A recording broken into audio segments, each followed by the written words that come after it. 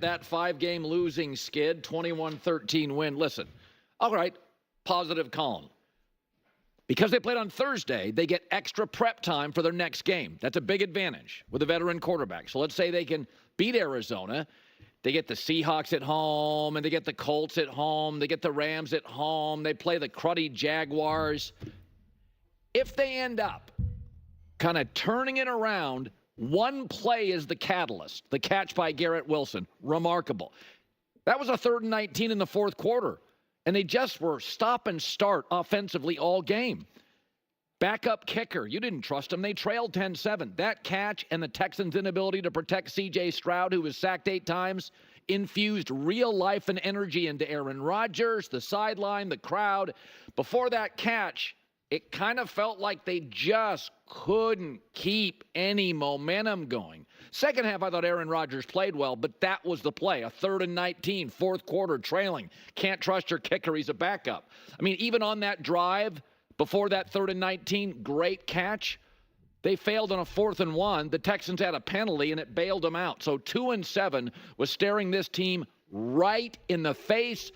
Fans had bags on. I read this morning, apparently I couldn't hear this, they were chanting, "Sell the team" at MetLife Stadium. So nice win. Now, nothing changes about the core of the Jets, right? We don't love the owner. It's an interim coach. They're on their second play caller. I mean, they had a touchdown nullified because some rookie wide receiver dropped the ball at the 1-yard line. They had a couple really, really bad special teams penalties. I mean, nothing has really, really changed, right? At their core, they beat themselves. They make silly mistakes. But that catch, that was all. And Aaron Rodgers in the second half, where he had a passer rating of 147.7, it feels like something. And there is a route to the playoffs. You get to play the Dolphins twice, okay? Again, you get a lot of teams like the Colts. You beat the Texans last night, the Jaguars. Teams you could be battling for a wild card spot in the AFC. You're not as good as Buffalo, Baltimore, Kansas City. They're going to win their divisions. But you beat the Texans, they may be battling you for a wild card team. You could beat the Colts at home. The Jaguars, you have a chance here. All these teams that are going to end up in that 8 and 9 win territory, you got one done. You already lost to Denver, so you got to win the rest of them. But even when the Jets win, and Aaron plays pretty well in the second half, you don't trust them because they are a guidebook on how not to run a franchise despite the occasional brilliant catch or pass. I mean, this is their first win since September 19th. Think about that. The baseball playoffs hadn't started yet. That's the last time they won. I think Kamala Harris had just been nominated a few weeks earlier, right? So it had been a long time, and it was a home game on a short week against a team that's ravaged by injuries, the Texans. But you know what? It's the day after Halloween, so enjoy your Snickers and enjoy your Jets win. At least we know Snickers satisfies. 3 and 6 doesn't feel very satisfying, but I will say this. Aaron had a lot of energy. There are some offensive weapons. You're playing a lot of teams and just beat one that you'll probably be battling for an AFC wildcard spot. Here's Aaron after on Garrett Wilson's remarkable catch. That could be the catalyst for the season. I knew it was 3rd and extra long. I was looking at the weak side safety, and I was like, if he drops down at all, I'm just going to say, screw it. I'm going to throw it up to G. I felt like I put it in a decent spot, but, yeah, I didn't do a whole lot when it comes down to it. I just got to lob one up there. He made an unbelievable catch. Way to go. Okay, let's talk about this. So this is interesting because yesterday on Colin's podcast, specifically his podcast, that he did as soon as the game was over, he was like, this isn't a playoff team. They're not going to make the playoffs. This is an 8 or 9 win team, which I found interesting because Nick Wright has been saying, now not about the Jets, but about just the playoffs in general for the AFC.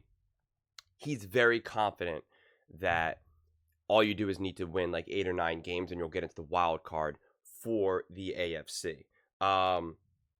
Say what you will about Nick Wright, whether you agree with his opinions or not. When it comes to mathematics and stuff like that, That is definitely his strong suit, so he's pretty good at that. So the way I look at it is it's kind of interesting. Well, first off, Colin, I guess, technically disagrees, or maybe he's now realizing, wait a second, 9 wins does more likely than not will get you into the playoffs. So maybe he's kind of changing his tune now. It's unclear, because it's interesting to hear him say that there is a road to the playoffs. And because I was prepared to come in here and hear him kind of say the same thing that he said last night and then kind of talk about it. So it's interesting to see him kind of slowly, turning the tides a little bit. What's also interesting to me is that the Jets are in a situation right now where they burned all their bad losses, right? They already burned those losses early on in this season. And the ashamed part about this is that, yeah, this team is taking a second or two to kind of get going. And it's a shame that they didn't get Devontae in the beginning of the season. It's a shame that they didn't make some of these changes until, they didn't do this in the offseason. It's a shame that they couldn't have gotten some of this momentum going earlier on, because this team does have the bones, right? They do have the bones of what a legit team can look like and make some noise in the playoffs. Again, I'm not saying that this is some Super Bowl winning team. I mean, Aaron would really have to wind the clock back. But what I find really interesting as well is that this team still stops and starts all 100% with Aaron Rodgers. There were so many gotta have it first downs, gotta have it conversions, and they just put the ball in Aaron's hands, right? There was some third and very short yardage, and rather than hand it off, they were like, all right, here you go. And I think also some fourth downs as well. And they were just, they had Aaron pretty much, take control of it, right? He threw on pretty much all of those downs. And I found that interesting for a couple reasons. One, is it because you want to just, is that Aaron's own doing, right? Is that what he brings to this team from hey, in the moments and you got to have it, it's up to me to get it done? Is that what he brings to the table? Is that what the offensive coordinator or whoever it is in this moment in time, right, wants? Is that how they want to execute this offense? Is it just kind of that philosophy hey, if we're going to lose, it's going to be by Aaron throwing and not handing the ball off? Is it a lack of trust in the run game? Because the run game was pretty good last night. So I was still trying to kind of get that clarified. It's not to say that you should always run in those situations. I'm not saying that either, but it was just very clear to me that it was very much we're calling Aaron's number again and again and again and again and again and again and again. And I understand it's Aaron Rodgers, but I'm slightly concerned about that from a long-term perspective and just a balanced offense perspective, because it's more reminiscent of Tom Brady's final year with the Bucs, when it was just we need Tom just to keep throwing all day, every single time, and that essentially effectively led to nowhere, versus what they did his first year with Tampa Bay when they actually won the Super Bowl. So I'm curious to see how this team can evolve.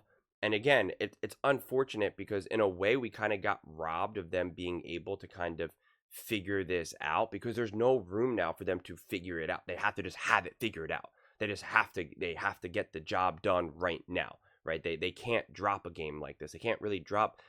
They can maybe drop 1 or 2 games max. They're in a really, really tough, tight situation. So it's going to be interesting to see if they'll be able to pull it off, if they can go on a run, if they can rip off the next 3, 4, 5 wins, or however the schedule exactly unfolds. But you can see this team is definitely more connected now.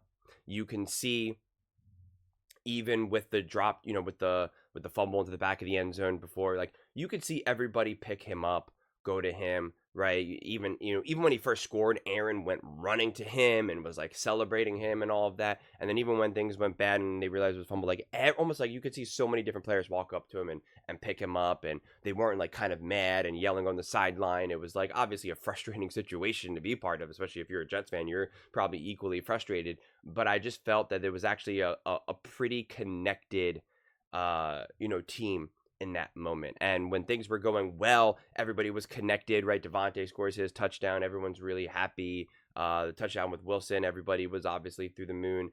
And it was just, Aaron Rodgers, when his team was, when the Jets were on defense, he's like waving the towel and getting the crowd into it and, doing the motion to be like, come on, let's go. Like, it just felt like this team had some life. Win or lose, you can tell the Jets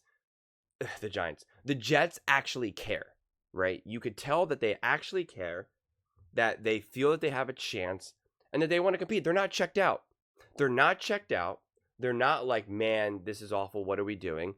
They keep fighting. And listen, win or lose, at the end of the day, that's what you want from your team. Put it this way.